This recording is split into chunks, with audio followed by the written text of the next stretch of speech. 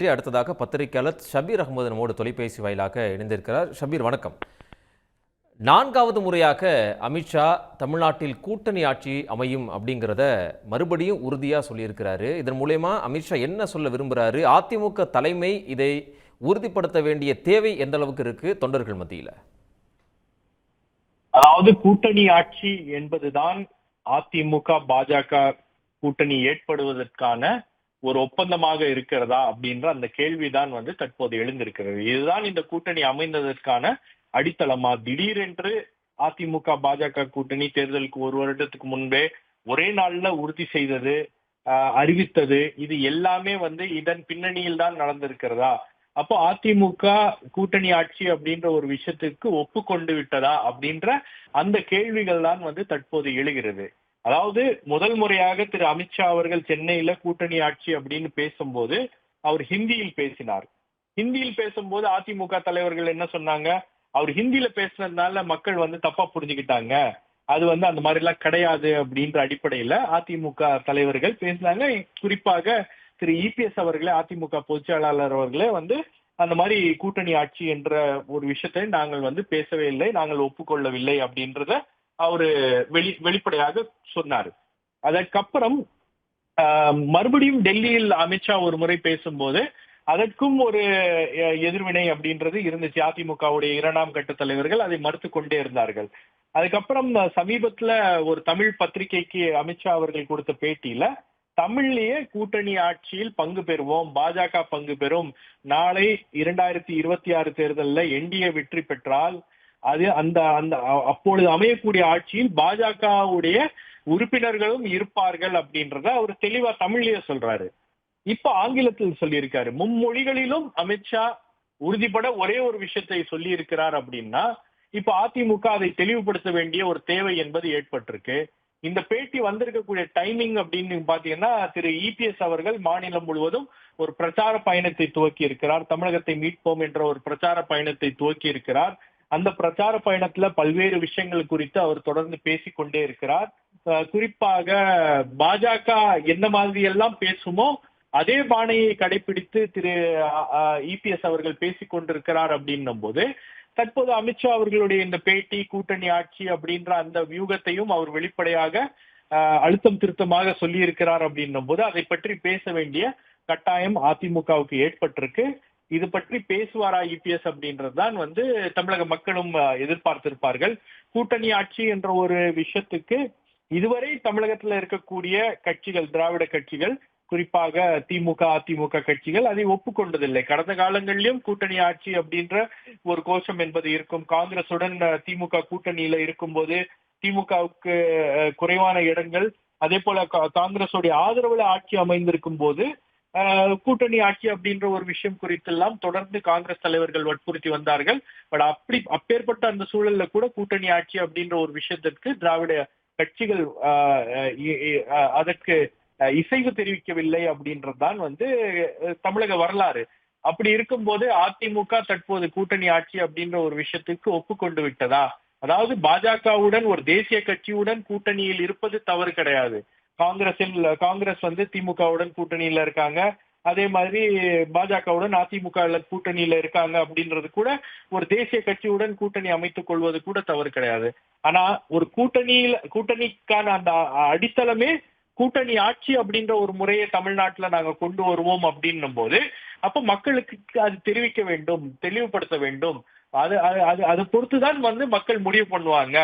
ஏன்னா மறைமுகமாக ஒரு ஒப்பந்தம் செய்துவிட்டு அந்த ஒப்பந்தத்தின் அடிப்படையில நாங்கள் கூட்டணி அமைத்திருக்கிறோம் அப்படின்னு பிரச்சாரத்துக்கு போறதும், மக்கள்கிட்ட சொல்லாம நாளைக்கு ஒருவேளை அதிமுக ஜெயித்தால் கூட்டணி ஆட்சி அப்படின்னு வரும்போது மக்கள் அதற்காக வாக்களித்தார்களா இல்லையா அப்படின்ற அந்த கேள்விகள் எல்லாம் அவர்களுடைய மனங்கள்ல எழும்.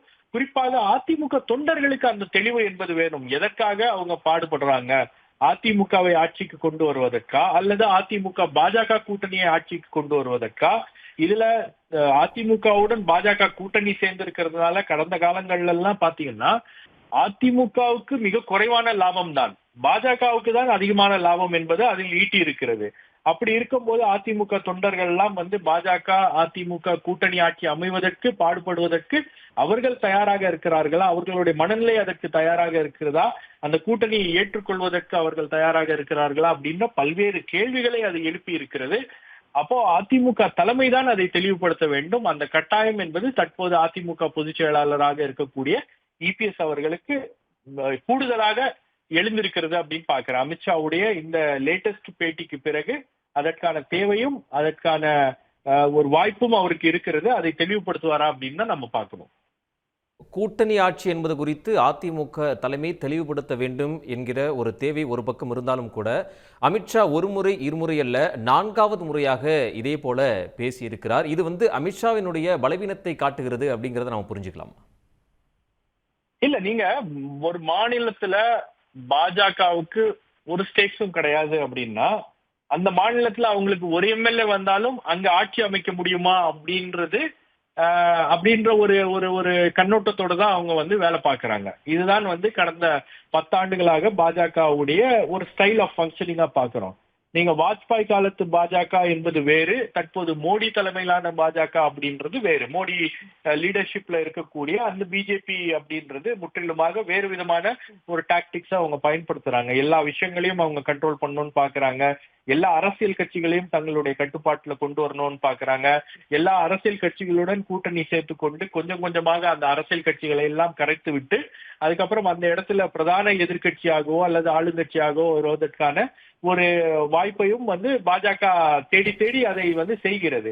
அப்ப தமிழ்நாட்டுல உங்களுக்கு வந்து ஒரு மிகப்பெரிய ஆளுமையாக இருந்த அம்மையார் ஜெயலலிதாவுடைய மறைவுக்கு பிறகு அதிமுகவை தன்வசப்படுத்திக் கொள்ள வேண்டும் அப்படின்ற ஒரு திட்டத்தோட தான் பாஜக தொடர்ந்து வேலை பார்த்துட்டே இருந்திருக்காங்க. அதுல நடுவுல அந்த அந்த அந்த அந்த விஷயத்துல வந்து அந்த காரியத்தை கெடுத்தது அப்படின்றது குறிப்பாக பாஜகவுடைய மாநில தலைவராக இருந்த அண்ணாமலையுடைய செயல்பாடுகளின் மூலமாக அது ஒரு அந்த கூட்டணியில ஒரு சின்ன விரிசல் அப்படின்றது ஏற்பட்டுச்சு. அதை மீண்டும் சரி செய்ய வேண்டும் அப்படின்ற எண்ணத்தோட தான் அவங்க வந்து தொடர்ந்து வேலை பார்த்துட்டு இருக்காங்க. பாஜக இன்னைக்கு மகாராஷ்டிரால என்ன நடந்திருக்கு? மகாராஷ்டிரால சிவசேனா பாஜகவுடன் கூட்டணிக்கு வரவில்லை, அவங்க மாறாக காங்கிரசுடன் கூட்டணிக்கு வந்தாங்க அப்படின்னும் போது அங்க அந்த ஆட்சியை கவிழ்த்து விட்டு சிவசேனாவை 2ஆக உடைத்து விட்டு ஒருவரை முதலமைச்சராக ஆக்கி அங்க ஆட்சியில அவங்க அவங்க அவங்க ஆதரவுல அந்த ஆட்சி என்பது நடந்து கொண்டிருந்தது. அதுக்கப்புறம் தேர்தல் வரும்போது ஏக்நாத் ஷிண்டேவை முன்னிலைப்படுத்தி மீண்டும் அங்க ஆட்சியை பிடித்து விட்டு தற்போது பாஜக அங்க ஆட்சி அமைத்திருக்கிறது. ஏக்நாத் ஷிண்டே துணை முதலமைச்சராக இருக்கிறார். அப்ப அந்த ஈக்குவேஷன் எங்கெல்லாம் வந்து கட்சிகளை பலவீனப்படுத்தி அங்கெல்லாம் வந்து பலம் வாய்ந்த ஒரு அமைப்பாக பாஜக வர முடியுமோ அந்த திட்டங்களை எல்லாம் பாஜக தொடர்ந்து வகுத்து வருகிறது அப்படின்னும் போது இது அதிமுகவை மேலும் பலவீனப்படுத்தக்கூடிய ஒரு நடவடிக்கையாக தான் பாக்குறேன். கூட்டணி ஆட்சி என்று தொடர்ந்து அவர்கள் பேசிக் கொண்டிருந்தால் அது அதிமுகவுக்கு தான் வந்து பலவீனமாக அமையுமே தவிர இது அதிமுகவுக்கு பலம் சேர்க்கின்ற ஒரு விஷயமாக இல்லை.